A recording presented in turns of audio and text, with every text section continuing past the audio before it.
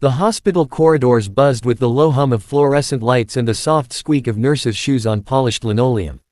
It was early morning, and the city outside was still stretching into wakefulness, but inside, the hospital never slept. Dr. Elijah Carter stood quietly by the staff entrance, adjusting the ID badge clip to his coat. The words, "Resident, Internal Medicine," were freshly printed, the lamination still crisp. His hands, steady but tense, betrayed the weight of his first official day. Years of study, sacrifice, and perseverance had brought him here. He was the first in his family to wear a white coat, and he wore it not only with pride but with the burden of representation. He was assigned to the long-term care wing, a quieter section of the hospital reserved for patients who existed in that strange space between life and death. Among them was a high-profile patient who had been comatose for nearly 7 months, a wealthy socialite whose name once graced tabloids and business headlines. Her private room was tucked away at the end of the hall, surrounded by hushed rumors and occasional visits from high-powered lawyers and distant relatives more interested in her estate than her recovery. Elijah had read her file the night before.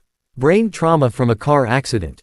Minimal responsiveness. Monitored 24/7. Most of the staff treated her like furniture, an expensive liability taking up valuable space. But as Elijah pushed open the door to her room for the first time, he didn't see a silent relic of the past. He saw a person, vulnerable and alone. Her face, though pale and expressionless, bore the remnants of elegance.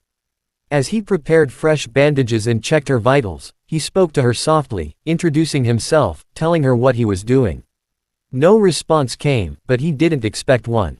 Still, something in him believed it mattered. That even silence could be listening. Each day, Elijah Carter returned to her room as part of his rounds. The first time had felt clinical, professional, necessary. But something about her quiet presence began to draw him back in a deeper way. Her name was Vivian Langford, and although her body lay still, her story was anything but. Elijah had researched her out of curiosity, learning she'd once been a powerful real estate mogul, a philanthropist, and a social fixture in high society. Her downfall had come suddenly after a tragic accident, and now she lay suspended in time, half remembered by the world, half forgotten by her own. Elijah didn't believe in ghosts, but the room felt haunted, not by death, but by a life interrupted. He began to speak more while caring for her, narrating his every move. "I'm changing the dressing now, Vivian, you're healing well." He didn't expect answers, but he talked anyway, telling her small stories, about his childhood in Atlanta, about how his mother used to wrap his scraped knees with the same tenderness he now tried to offer his patients. Sometimes he'd describe what was happening in the hospital, or what the weather was like that day. It felt odd at first, speaking into the silence, but slowly it became natural. The words weren't just for her, they were grounding him too. He started bringing small comforts into the room. Soft music played from his phone as he worked, and occasionally, fresh flowers appeared on the windowsill, nothing too grand, just a splash of life. He noticed how her hands, once cold and limp, occasionally twitched as he cleaned and re-wrapped the bandages. Maybe muscle reflexes, maybe something more.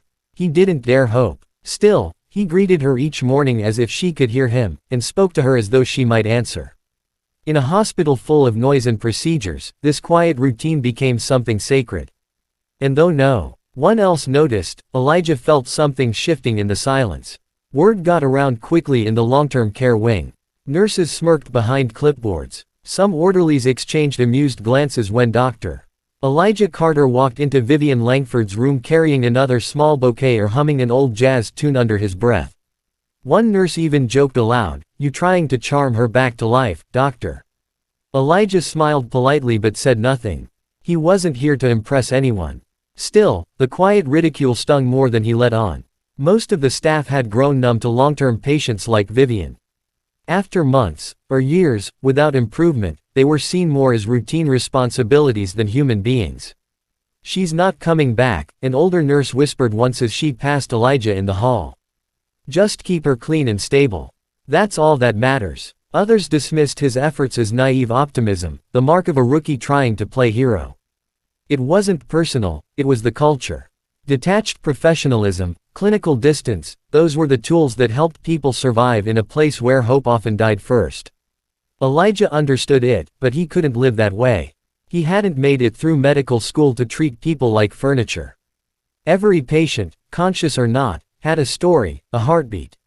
Vivian, comatose or not, was still someone. A woman who had lived, loved, succeeded, fallen. He saw the framed photo still sitting on her bedside table, a younger Vivian standing beside a man in a tuxedo, smiling beneath a cascade of twinkling lights. A life. A past. Not just a chart with numbers and vitals. One night during a late shift, Elijah overheard a resident mutter, "He spends more time in that room than with patients who can actually talk." The words dug deep, but when he stood over Vivian's bed again, watching the rise and fall of her chest, the doubt faded. She mattered, even if no one else believed it. What others saw as a waste of time, Elijah saw as the quiet work of hope. Even if she never woke up, she would be treated like she might. It was just past 7 in the morning when Elijah stepped into Vivian's room, balancing a tray with fresh gauze, gloves, and antiseptic. The sunlight filtered softly through the blinds, casting faint gold lines across the room. Outside, the city was already awake, cars honking in the distance, pigeons fluttering past the window, but in here, time moved differently. Slower, quieter, still. He greeted her as always. "Good morning, Vivian. I brought your favorite again," he said with a faint smile, gesturing to the small Bluetooth speaker in the corner. He tapped his phone, and the soft notes of Ella Fitzgerald filled the room, warm and wistful. He began his routine, checking her IV, inspecting the monitors, and finally, gently unwrapping the dressing on her arm. "Your skin's healing well. No signs of infection. You're doing great," he said, knowing full well she never responded, but always saying the words anyway. Today felt no different. He spoke a little more than usual, perhaps to chase away his own fatigue. He told her about his late-night run to the hospital vending machine, his frustration with the faulty espresso machine in the resident lounge, and how he'd once again forgotten to call his sister back. As he peeled away the last layer of gauze, he chuckled, "You'd probably tell me to slow down, huh? Maybe take a vacation I can't afford." Then it happened. He was reaching for fresh gauze when something in the corner of his eye made him freeze. A flicker. Her eyelids. They moved. Barely at first, a twitch, perhaps a reflex. But then, unmistakably, they fluttered again. He stood still, staring. "Vivian," he whispered, his voice suddenly fragile. Her head shifted slightly. Her breathing changed. And then her eyes opened, wide, confused, and blinking against the light. He nearly dropped the tray. For a split second, he couldn't move. Couldn't breathe. His mind raced with disbelief. This wasn't a reflex. She was awake. "Vivian," he said again, louder now, stepping closer. Her eyes followed him slowly. They weren't empty. They were aware. Groggy and unfocused, but undeniably present. He reached for the call button with trembling fingers. The hallway exploded into motion within minutes, nurses, doctors, monitors, voices. But all Elijah could hear was the soft gasp of the woman who, against every expectation, had just returned from the edge of nothing. The hallway outside Vivian's room erupted like a shaken beehive.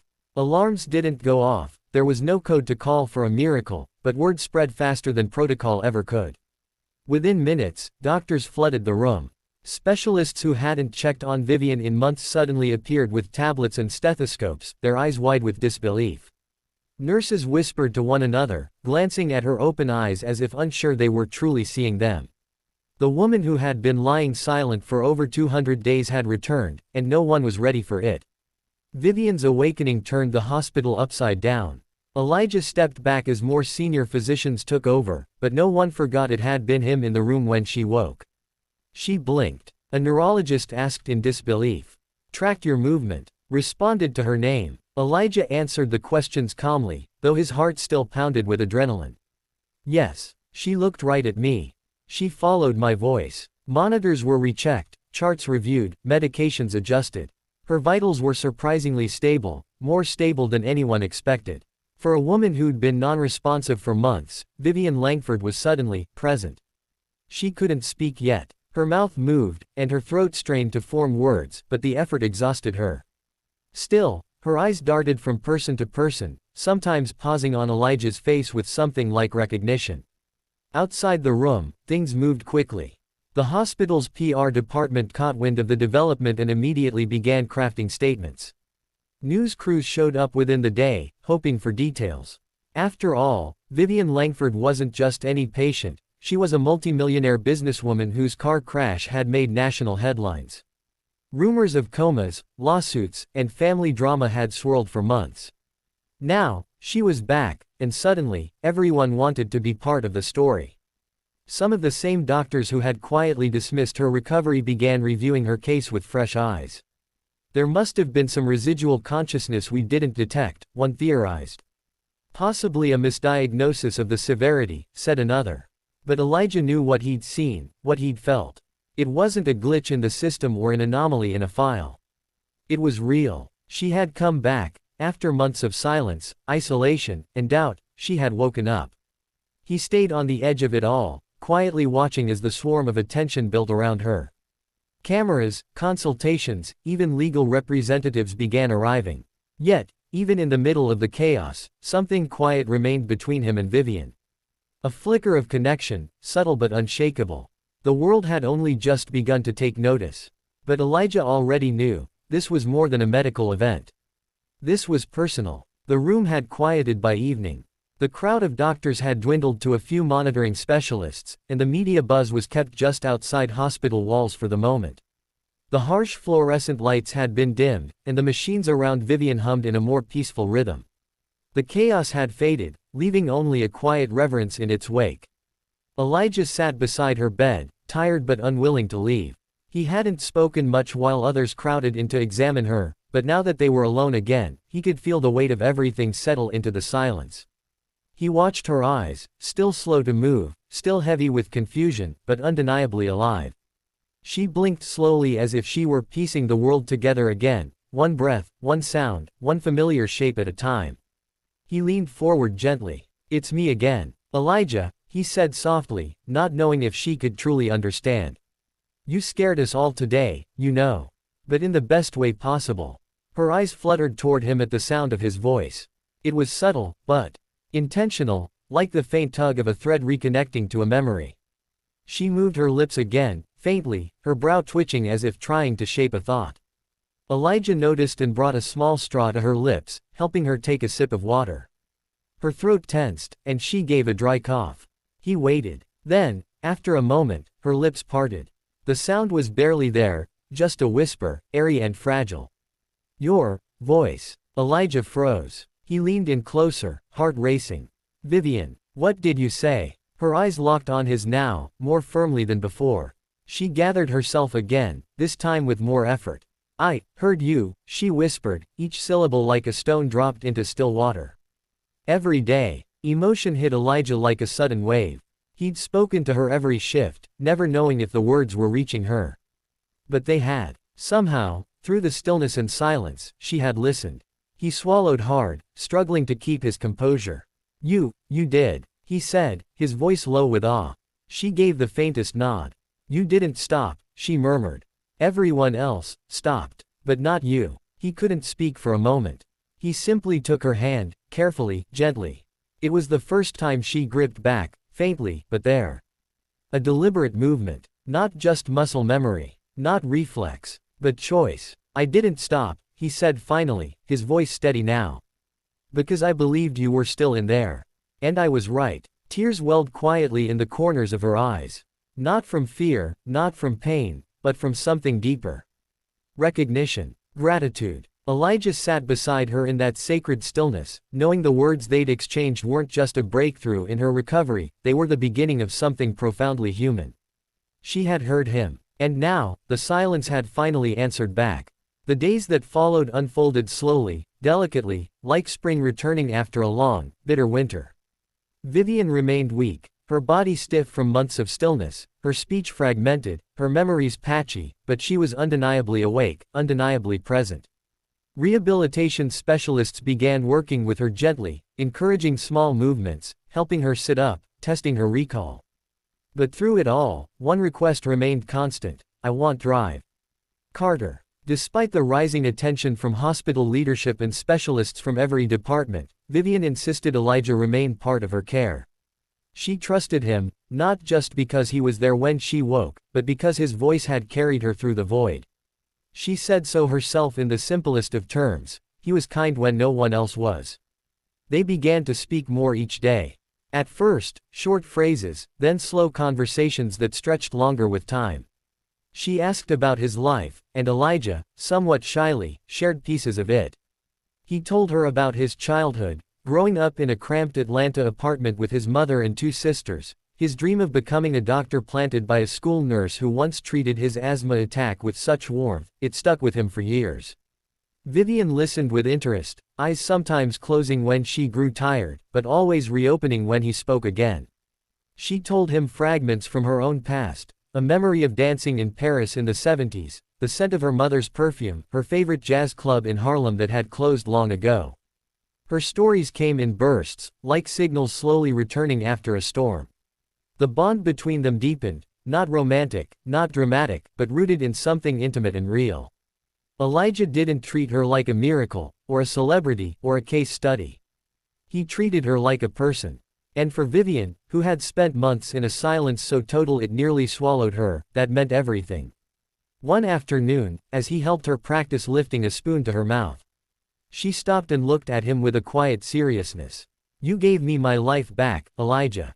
And I want to know, what are you going to do with yours?" He hesitated, surprised by the question. Then he smiled. Still figuring that out, he said, "But I know it'll involve listening. Like I listened to you." She nodded slowly, as if that answer satisfied something deep inside her. The room fell into a familiar quiet then, not heavy, not empty, just peaceful. A place where 2 people from vastly different worlds had met in the middle, bound not by fate or headlines, but by a simple act of kindness that neither of them would ever forget. The day Vivian was discharged from the hospital, the hallway outside her room was lined with quiet anticipation. Staff members stood scattered, some nurses, a few orderlies, even 2 specialists who had worked closely with her during recovery. There was no media frenzy this time, no flashing cameras or dramatic send-off. Vivian had requested it that way.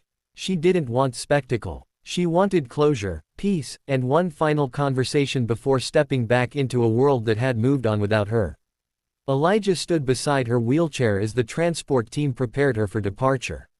Her posture was still a little hunched, her hands trembling slightly as she adjusted the soft gray shawl over her shoulders, but her eyes were sharp now, full of clarity, wisdom, and something else that hadn't been there when she arrived at this place: peace. She looked up at him with a half smile. "I suppose I should be grateful I crashed near such a persistent optimist," she said with a quiet chuckle. Elijah laughed softly, shaking his head. "I don't know about persistent. I think I just couldn't stand the thought of anyone being completely alone." Vivian reached into her bag, slowly, and pulled out a folded envelope, crisp and cream-colored. She held it out to him with a firm gaze. "This is for you," she said. "Please don't say no. Just open it when you're ready." He took it carefully, brows knitting. "Vivian, you don't have to." "I know I don't have to," she interrupted gently. "But I want to. I've had a lot of time to think. About what matters. About legacy. And about people who show up when no one else does." She paused, her voice softening. "You listened when I couldn't speak. You saw me when I wasn't visible. I can't pay that back. But I can pay it forward, with you."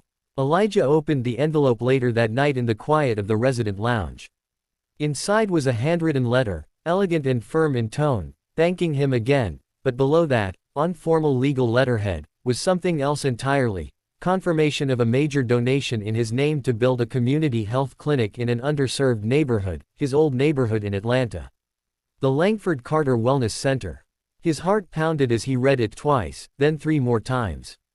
It was real. She had asked around, done her research, even spoken to his mother. It was more than generosity, it was trust. The next morning, Vivian was gone. But Elijah knew their story wasn't over. It had only shifted forms, from a hospital room to something much larger. Her name might still grace the headlines, but it would now stand for something more enduring. The power of compassion, of unseen moments, of voices that carry even when no one seems to hear. And as Elijah stood outside the hospital beneath the morning sun, watching people pass by unaware of the quiet miracle that had unfolded within, he felt something shift within himself too, not pride, not ego, but purpose. Real and unstoppable.